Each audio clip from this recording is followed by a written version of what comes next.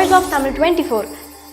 சிம்பு மாநாடு படத்திற்கு பிறகு மிகப்பெரிய கம்பேக் கொடுத்திருக்கிறார். சிம்புவின் மார்க்கெட் அவ்வளவுதான், இனி அவர் சினிமாவில் நடித்தாலும் படங்கள் வெற்றி பெறாது என்ற விமர்சனங்கள் வந்தது.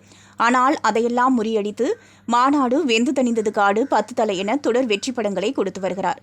இப்போது மணிரத்னம் இயக்கத்தில் உருவாகியுள்ள தக் லைஃப் படத்தில் கமலுடன் இணைந்து நடித்துள்ளார். இந்த சூழலில் படத்தின் ப்ரமோஷன் நிகழ்ச்சியில் சிம்பு சில விஷயங்களை பேசியிருந்தார். அதாவது, மணிரத்னம் தன்னை அஞ்சலி படத்தில் நடிக்க கூப்பிடவில்லை என சிம்பு அப்போது அழுதாராம். அஞ்சலி படத்தில் நிறைய குழந்தை நட்சத்திரங்கள் நடித்திருந்தனர்.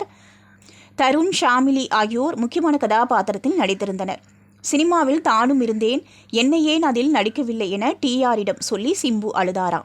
அப்போது அவரது தந்தை ஆறுதல் கூறியிருக்கிறார். அதன் பிறகு மணிரத்னம் படத்தில் வாய்ப்பு கிடைக்காது என்று சிம்பு நினைத்திருந்தாராம். ஒரு இக்கட்டான சூழ்நிலையில் இருந்தபோதுதான் செக்க சிவந்த வானம் என்ற படத்தில் நடிக்க மணிரத்னம் அழைத்தார். அதை தன்னால் மறக்க முடியாது என்றும் சிம்பு பேசியிருக்கிறார். அதோடு இப்போது முதல் முறையாக கமலுடன் நடிக்கும் வாய்ப்பையும் மணிரத்னம் கொடுத்திருக்கிறார். அதுவும் திரையில் கமல் மற்றும் சிம்பு இருவரும் மோதிக்கொள்ளும் காட்சி அட்டகாசமாக இருக்கிறது. தக் லைஃப் படம் மிகப்பெரிய அளவில் பேசப்படும் என்பதில் எந்த சந்தேகமும் இல்லை. நீங்க பார்த்துட்டு இருக்கிறது Voice of Tamil 24. Like, share and subscribe.